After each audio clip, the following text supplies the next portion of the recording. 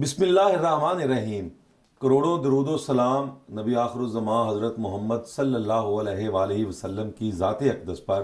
میں ہوں محمد مظہر اقبال۔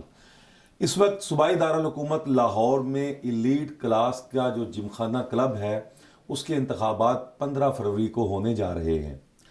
اس وقت تمام شہر کی جو اشرافیہ ہے اس کی نظریں اس کلب پر لگی ہیں کہ اس کے انتخابات کا کیا نتیجہ نکلتا ہے۔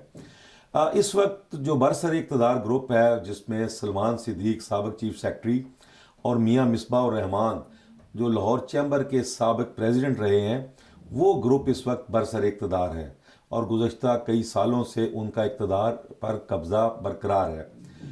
اب اس مرتبہ جو صورتحال ہے وہ کچھ مختلف ہے۔ 15 فروری کو جو میں تھوڑا سا یہ بتاتا چلوں کہ 1878 میں یہ جم خانہ کلب یہاں پر قائم کیا گیا تھا مال روڈ پر، اور اس کے جو چرچے پچھلے دنوں اخبارات کی زینت بنے، اس کی خبریں مختلف خبروں میں رہا ہے کہ اس کا کرایہ بہت کم ہے۔ تو بہرحال یہ تو ایک علیحدہ ڈیبیٹ ہے۔ اب ہم بات کرتے ہیں ان کے انتخابات کی۔ تو 1878 میں لاہور جم خانہ کلب قائم ہوا تھا۔ یہ اپنے ممبران کو تمام سہولیات، کھانا پینا، cricket, squash, golf, billiard, gymnasium, ہر طرح کی سوئمنگ، ہر طرح کی سہولیات اپنے ممبران کو دیتا ہے۔ اس کا ممبر بننے کے لیے لوگ بڑے بڑے پاپڑ بیلتے ہیں، لوگ جتن کرتے ہیں، تب کہیں جا کر ممبرشپ ملتی ہے۔ پھر اس کی سالانہ رینیول فیس بھی خاصی ہے۔ بہرحال یہ اشرافیہ کا کلب ہے اور اس کے انتخابات میں جو ہے وہ لوگوں کی نظریں ہیں۔ برسر اقتدار گروپ کے مقابلے میں اس مرتبہ وہ بندہ گروپ لے کر آیا ہے، قمر خان بوبی نے ایک گروپ تیار کیا ہے جس کے سربراہ ڈاکٹر علی رزاق ہیں۔ اور ڈاکٹر علی رزاق وہ شخص ہیں جو گزشتہ انتخابات میں سلمان صدیق گروپ کی طرف سے انتخابات میں انہوں نے حصہ لیا تھا اور سب سے زیادہ ووٹ حاصل کیے تھے۔ اب وہ اس مرتبہ قمر خان بوبی کے بارے میں یہ ہے کہ وہ جو 12 کینڈیڈیٹ جیتے ہیں ان کا 13واں نمبر تھا، یعنی کہ 13ویں نمبر پر وہ ہارنے والوں میں وہ سب سے اوپر تھے۔ اگر کوئی شخص ایک ہار جاتا تو قمر خان کا نمبر آ جانا تھا۔ اب اس مرتبہ انہوں نے اپنا پینل کھڑا کیا ہے۔ سلمان صدیق اور میاں مصباح الرحمان گروپ کے مقابلے میں ڈاکٹر علی رزاق جو ہے ان کا ایک گروپ اس وقت میدان میں ہے۔ خاصی کمپین دونوں گروپ چلا رہے ہیں۔ اب دعوے کیا ہو رہے ہیں؟ قمر خان بوبی معروف بزنس مین ہیں اور وہ ان پر یہ ہے کہ وہ چین سے کروڑوں ڈالر کی سرمایہ کاری پاکستان میں لائے تھے، اب بھی لا رہے ہیں۔ یہاں پر ایک کلسٹر بنانے کا ارادہ رکھتے ہیں۔ ملتان روڈ پر انہوں نے ایک چیلنج ٹیکسٹائل کے نام سے فیکٹری بھی قائم کی ہوئی ہے۔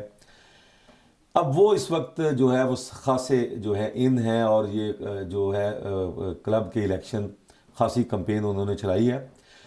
ان کا یہ کہنا ہے اور انہوں نے یہ الزام بھی عائد کیا ہے کہ اس وقت انہوں نے کچھ 500 کے قریب جو لوگ ہیں ریگولر، ان کو ممبران کو پرماننٹ کر دیا ہے اور اس کے بعد کچھ نئی ممبرشپ بھی کی ہے۔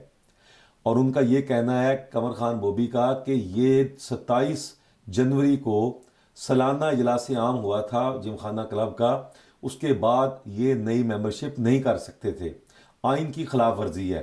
انہوں نے ایک خط بھی تحریر کیا ہے جو اس وقت الیکشن کمیشن ہے لاہور جم خانہ کلب کا کہ وہ اس ساری صورتحال کا نوٹس لے۔ آئیے دیکھتے ہیں قمر بوبی صاحب کا کیا کہنا ہے۔ ہمارے کلب کا جو کانسٹیٹیوشن میں اور جو ایک روایت چلتی آ رہی ہے، اس میں ریگولر ممبر ہوتے ہیں، پھر پرماننٹ ممبر ہوتے ہیں۔ اب الیکشن میں ووٹ دینا، جو پرماننٹ ممبر ہوتے ہیں وہ ووٹ بھی دے سکتے ہیں اور الیکشن لڑ بھی سکتے ہیں۔ اس پہ ہم نے ہماری اے جی ایم جب ہوتی ہے، ممبرز نے یہ پالیسی بنائی ہے یا ڈیسائیڈ کیا ہے کہ اس پہ کیپنگ کیا ہے کہ 5000 یا 5500 سے زیادہ پرماننٹ ممبر نہیں بنائے جائیں گے۔ اور یہ اس طرح بنتے ہیں کہ جیسے جب کوئی ہمارے ممبر پیارے ممبر جو اللہ کو پیارے ہو جاتے ہیں، کئی بزرگ جو ہمارے ساتھ نہیں ہیں آج یہاں، ان کی جب یہ پلیس ان کو پھر وہ ان کی پلیس کو فل کرنا ہوتا ہے، تو پھر جو لائن میں لگے ہوتے ہیں سینئر، جو ریگولر سینئر ہوتے ہیں اپنی سینیورٹی میں، ان کو پی کر دیا جاتا ہے۔ لیکن کچھ عرصہ پہلے انہوں نے ایک اور ڈسکریشن دی یہ کمیٹیوں کو کہ وہ اپنے اپنے ان کو 7 ممبر وہ آر سے پی کر سکتے ہیں، ان کو کوٹا دے دیتے تھے ہر ایک کو کہ آپ 7 بنا لیں۔ یہ جب سے میں نے جب سے اس میں انوالو ہوا ہوں پچھلے 20-30 سال سے ایسے ہی چلتا آ رہا تھا۔ لیکن اب کیا ہوا ہے، جو چیئرمین صاحب ہیں انہوں نے اپنی اتنی طاقت دکھائی ہے کہ وہ بجائے اس کو فالو کرنے کے انہوں نے 200 300 ممبر ایسے آر سے پی کر دیا ہوا ہے۔ اس کا یہ ہے جو لائن میں بیچارے ویٹ کر رہے ہیں ان کا کیا قصور ہے؟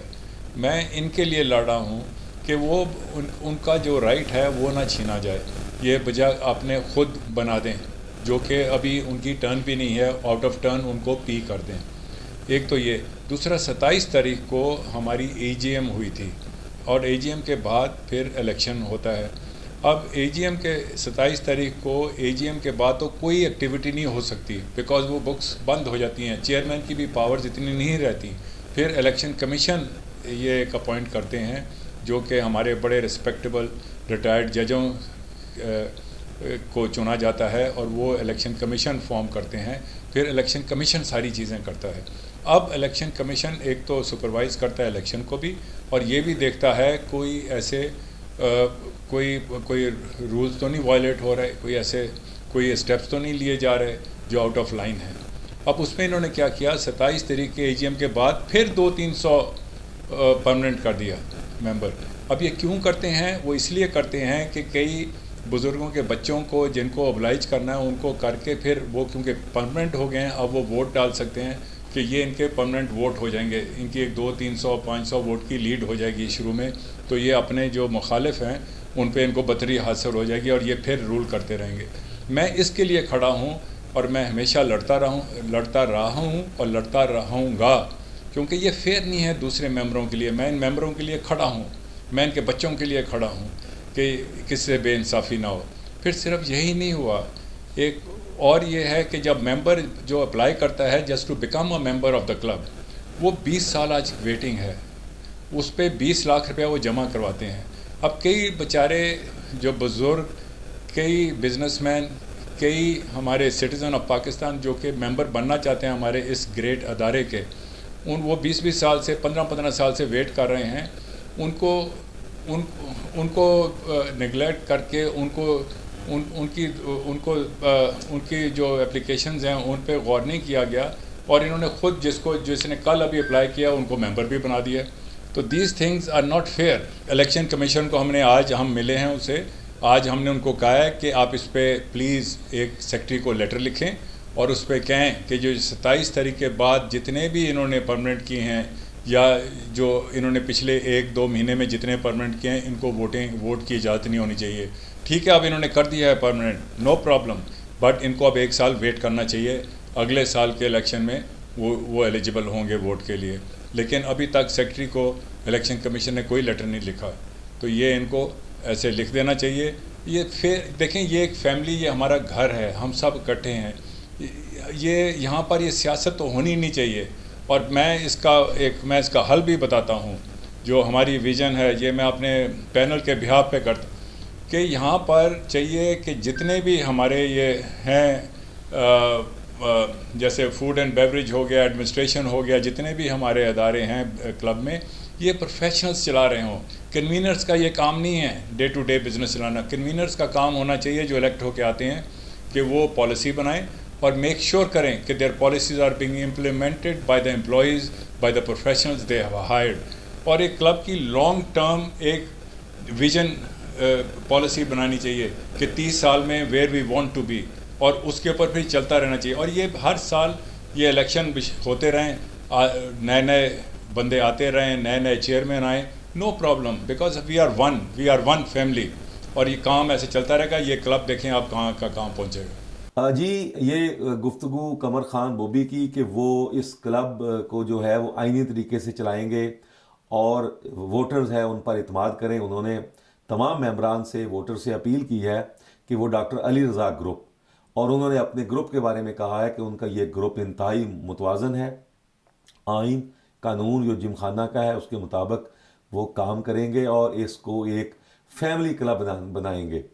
اب دیکھنا یہ ہے کہ 15 کو کیا نتیجہ نکلتا ہے۔ بہرحال قمر خان بوبی گروپ اس وقت ڈاکٹر علی رضا گروپ پر امید ہے، بلکہ ان کا یہ دعویٰ ہے کہ اس مرتبہ جم خانہ الیکشن میں انقلاب آئے گا اور ووٹرز جو ہے وہ ان سے تنگ ہے۔ ڈاکٹر علی رضا جو ان کے امیدوار تھے پہلے نمبر پر آنے والے، وہ اس مرتبہ ان کے ساتھ ہیں، اور اب دیکھنا یہ ہے کہ 15 فروری کو نتیجہ کیا نکلتا ہے۔ بہرحال یہ تو آنے والا دن ہی فیصلہ کرے گا۔ اسی کے ساتھ محمد مظہر اقبال کو اجازت دیجیے۔ اللہ حافظ۔